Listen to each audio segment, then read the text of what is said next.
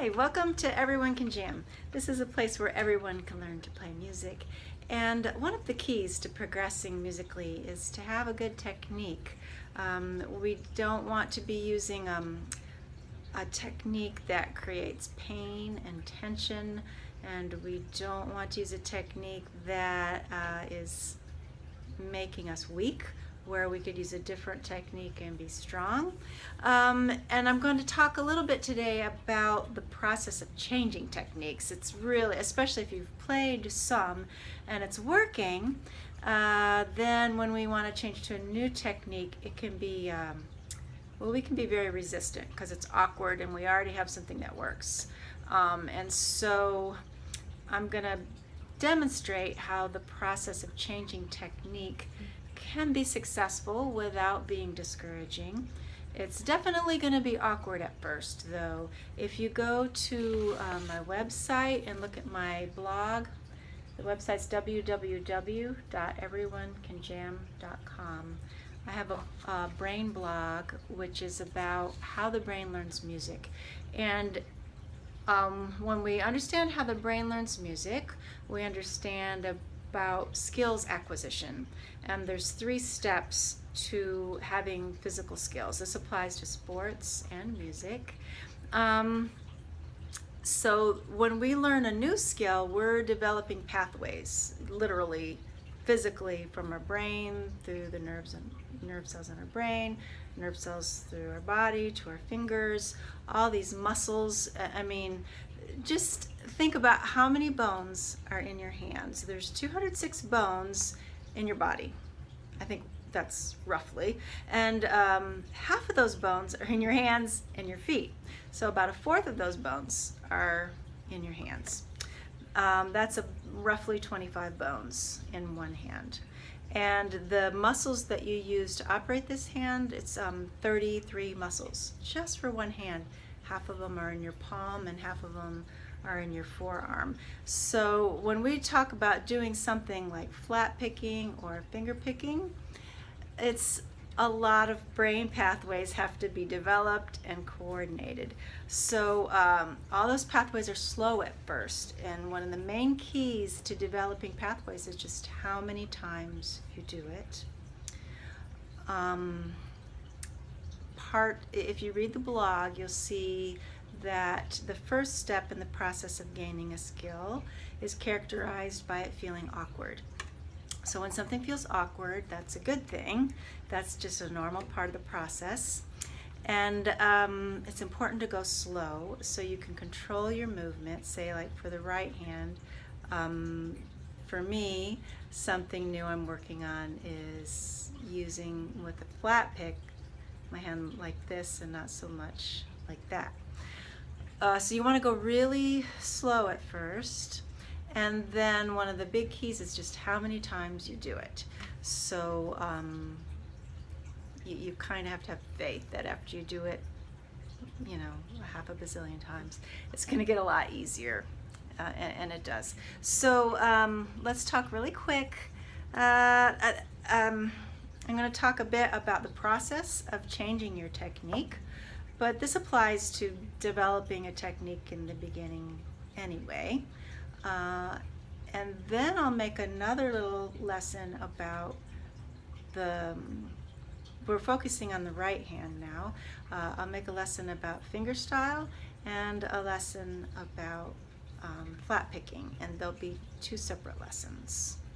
And then if we're lucky and we have time, I will have my expert flat picker, my husband, do us a little lesson or kind of like a master class about his right hand technique. Is excellent. Mine is, it works for me, but it's something that I could improve. So I'm not going to have you emulate my technique, but I'm going to teach you about the process of changing technique and how to be observant and learn from watching others. So let's see. There's been some comments about the flat pick and how to hold it and use it without dropping it. And I want to make sure you know that if you're learning to use a flat pick and if you drop it, that's not because you're doing it wrong. It's because you're doing something new. And like we said, we have 25 bones, 33 muscles, how many brain pathways. All those things have to be coordinated, and it is going to be awkward at first. And you don't want to, the key to holding your pick is not to create a death grip. That creates tension and pain, and it limits your motion, and your music won't be smooth and pretty. The key to not dropping your pick is to just keep trying. And a lot of amazing things happen with our brain development when we just try. If you think about when you were 2 and you were learning to walk, or when you were first learning to feed yourself and the spoon went, everywhere but in your mouth, you didn't have enough cognition to even think about, well, I used a little too much wrist, or which muscle should I use less of or more of, or what's my technique.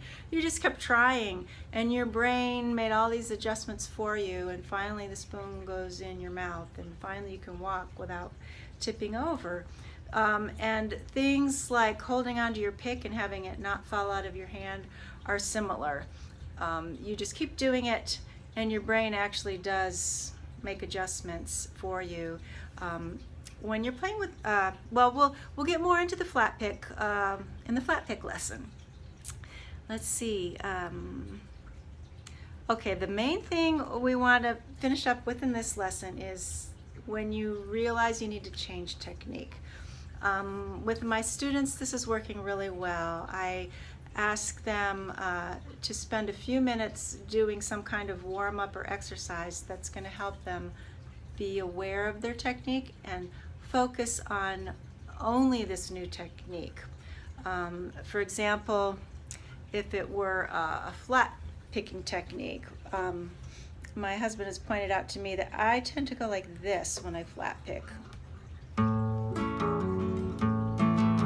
It's kind of like turning the key on your car, only backwards. He plays more like this, and I have observed other experts where the hand is more, it's more like this, not so much like that. And a lot of it's in the wrist, not so much the whole forearm. And so I'm going to apply this technique to myself, and I'm going to spend just a few minutes at the beginning of my practice. And this might be the only thing I do, but if I'm going to be working on changing my technique, I don't want anything fancy going on with the left hand. We improve everything by focusing on one thing. We can get so much more done if we just can kind of distill it down to one thing. So if we're working on changing the right hand, we want to do something super simple with the left hand, like maybe even just one note. So if I were going to play this one note without thinking about it, I'd be doing my old technique. But if I'm going to work on my new technique, I would just pick this one note, and it feels awkward, but the more I do it, the less awkward it's going to get. So the idea when you're changing your technique is to create an exercise that you can focus on for just a few minutes when you begin your practice. You don't need to forbid yourself to ever play the old way ever again. Unless you're having like severe pain or something, that would be a danger sign. But if it's kind of working and you're just changing because you want to get a better technique, then you take a few minutes at the beginning of your practice, focus on your new technique, nice and slow, accept that it's going to be awkward, and that practice will raise your awareness, and gradually you'll be more aware of it when you're playing your songs, and gradually it will become more subconscious. And that if you do it daily, that's going to help a lot with your brain development. There's a lot of cool things that happen in our brain at night when we're sleeping. So doing it just a little bit every day is much better than doing it for a half hour on Saturday. So that's some ideas about changing technique. And let's see, we're going to have a lesson about fingerstyle and a lesson about flat picking. And as far as our left hand technique goes, last time we were doing some chromatic things going down, and we added the pinky together with the ring finger. And I'm not going to go too far into left hand technique today, but the main idea is that we continue to create exercises that are just a little bit more complex. So we could either start an exercise where you go through all your fingers, or if pinky's not very cooperative yet, you could do something like this, you know. But if pinky is cooperative, you could go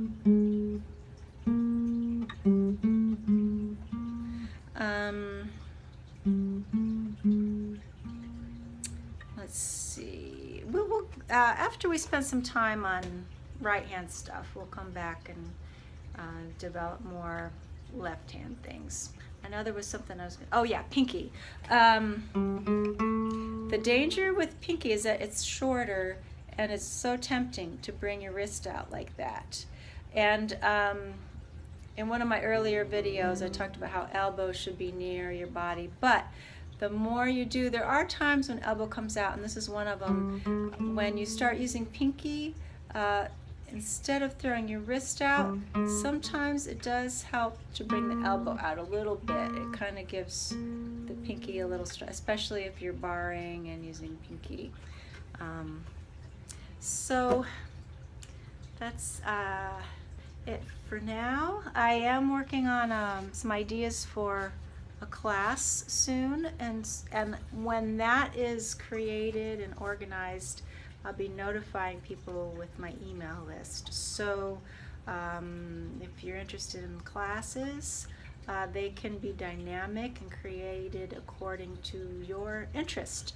So please go to www.everyonecanjam.com, and any courses that we create together, I'll let you know about that through my email list. You can go to the website and sign up for my email list, and then I can reach you and we can stay in touch. See you soon. Bye.